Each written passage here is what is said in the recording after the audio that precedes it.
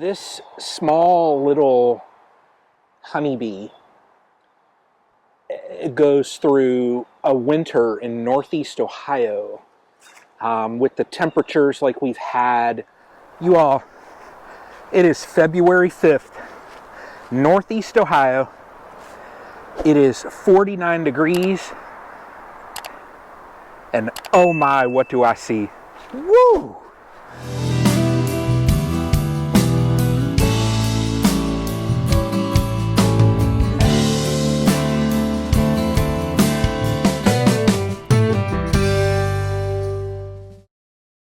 Man alive, look at this, everybody. Look at this, look at this. Here we go. What? Wait, hang on, what is that? What? What is, how in the, what? How did Yappys Mug get in my apiary? This is just weird. But look at this activity, y'all. Look at this. Look at there. Look at this Apimaye. Look at that Apimaye. Oh, the very next one. Look at that. Look at this Apimaye here. Look at this one here. Look at that. Man alive. Man alive. Let's see, back in the back row, there's not as much activity on this one here, but there are some. But let's look at this one here. Look at this. Look at that. Oh, wow, look at this. And y'all, look at that. So, woo! You all don't know. This is awesome. Let's check the fondant just to see, but I tell you what, February 5th, and I think I'm still sitting at 100%. So, man alive. Woo! Let's check back here first. Man, I tell you what.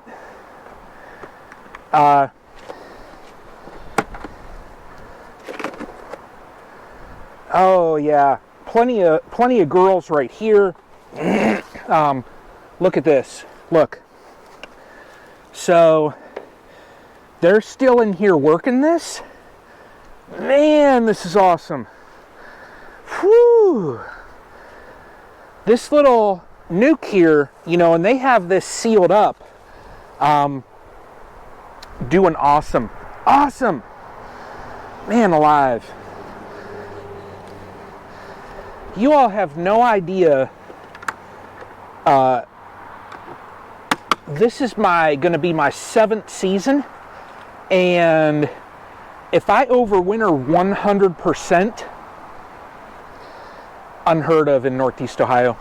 So let's move on and let's check some of these colonies. I do want to add, both colonies at the farm, one had really good activity, the other one didn't have as much, but I peeked and there's still bees in it, so they just weren't out flying as much yet. The one that did have activity was first where the sun hits, so that makes sense. They'll warm up first. But man, this is awesome. So let's go down the line here and check some. Yeah, I tell you, you know, so this time, like right now, what the girls will do is, oh, and see, I was worried about this here, is that piece. I need to get toothpicks and put in here because they couldn't get to this fondant. This is that same one, you know, I want to push that up. So I'm going to end up getting some toothpicks and just to put that in there. That way, you know, they can get to this fondant. I want them to have this feed. Right now is such a critical time just because there is nothing out here. They're flying and there's nothing out here for them to forage on. All right, now they have this one about wrapped up. Let's see here what they've done. So look at this right here. There's still a little bit, so I'll give them another couple days and I will switch this out. But I want them to clean this completely out, and then I will give them new. So that's a good population up here. I like seeing that. There's not much moisture either. There's a couple dead bees in here, but that's okay. That handful there, not even a handful. There's 1, 2, 3, 4, 5 dead bees in there. That's okay. So, but this colony here looks great also. Okay. Look at that right there. Same thing. It's almost like I need to get some toothpicks. And here. There we go. Look at that. Look at that, what I just did. I think that'll work out pretty good. Heck with a toothpick. Cut a little teeny hole there and put a stick so it'll hold that up. And they're doing good on this also. It looks like there's a number of dead bees on there though. I'm going to have to clean that out, or they will clean that out. But let's put this one back. Let's see here. Okay, let's go across the front here. Yappys Mug. This is funny. So, this mug right here disappeared at Hive Life. You see Yappy signed it. Greg Burns. Now I got Brian Coper on there. So, who knows where this mug is going to appear next. So, let me set this fondant back here. I brought some that way in case I need it. So, if you all are wondering about Hive Alive, great products. So, this one here looks good. This is the second patty that was on here. But like I was saying, right now is the time. If you all want to order Hive Alive pollen patties, this is the time to get it. You want to prep. Get your orders in now. Code Brian10, you'll see it here. That'll get you 10% off. So I would highly suggest to do that now. Now, where the Hive Alive pollen patties separate themselves, they use global patties that have, you know, I believe it's 15% American pollen in it. So you're getting all natural pollen along with all of the other beneficial properties. Plus, you get the proper dose of Hive Alive liquid. So you're getting those awesome global patties, plus it has the Hive Alive liquid in it. So that is win-win with the seaweed extracts, the other amino acids, everything in it. You know, can't say enough about those. So let's see this next Apimaye right here. We're going to leave this mug sitting right here. I don't know how it showed up there. Yappy's Mug. I wonder if he misses it. Yappy, do you miss your mug? I mean, wonder if I can get a picture in here of sad Yappy, you know. Sad Yappy doesn't have his mug. So, we got girls here. It's excellent. This Reflectix on here also. That moisture back there is a little concerning. I tell you what I'm going to do. And this is just... There we go. I'm going to open this top vent right here in the front, hopefully to alleviate some of this moisture that's in there. So they still have a decent amount of fondant up here. You see here. Now, you see also, look at down there. Look at that. Do you see them girls down in there? Look at that right there.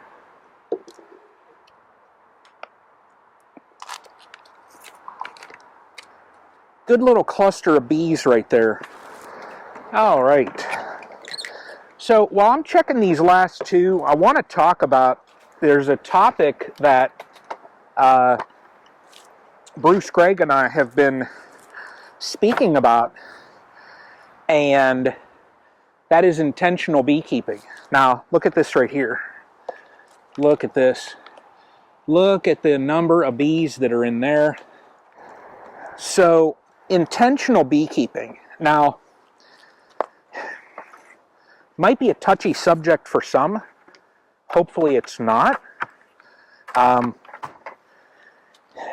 You know, when you go into beekeeping, this is just as far as what I do, but having a plan and not reacting to what you find. If you react to what you find, it might be already too late. Your colony has swarmed and you did nothing about it, you know, so you're losing bees. They're just flying up into the trees.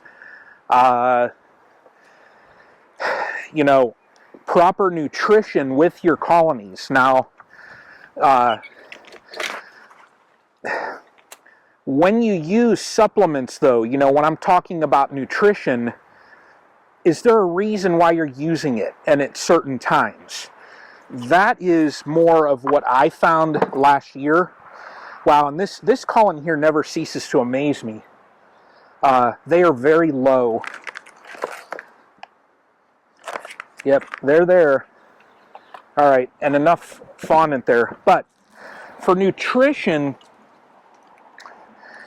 are you just throwing it on because you watched a video on YouTube, or are you using it because you want to help your population out? There's not enough of a pollen source, so you're getting, you know, pollen patties on to help boost your populations. You're using fondant as a more or less reserve food stores throughout the winter. You're putting sugar syrup on. You know, the temperatures are rising. There's nothing out there for them to forage on, so you're putting in that syrup to help boost your population. So, you know, set aside from just watching a video, have a plan. That's what I did last year. I really, 2 years ago, and I'll plug a link, I lost every one of my colonies. It's because I really didn't have a plan. Now, you know, and now the activity is kind of decreasing, so there's not as much. But last year, I set forth with a plan, you know, proper mite control. Monitoring also, that is key. You know, make sure that, you know, just because you do a treatment, whatever it might be, check your mite counts before and after. Did that treatment work?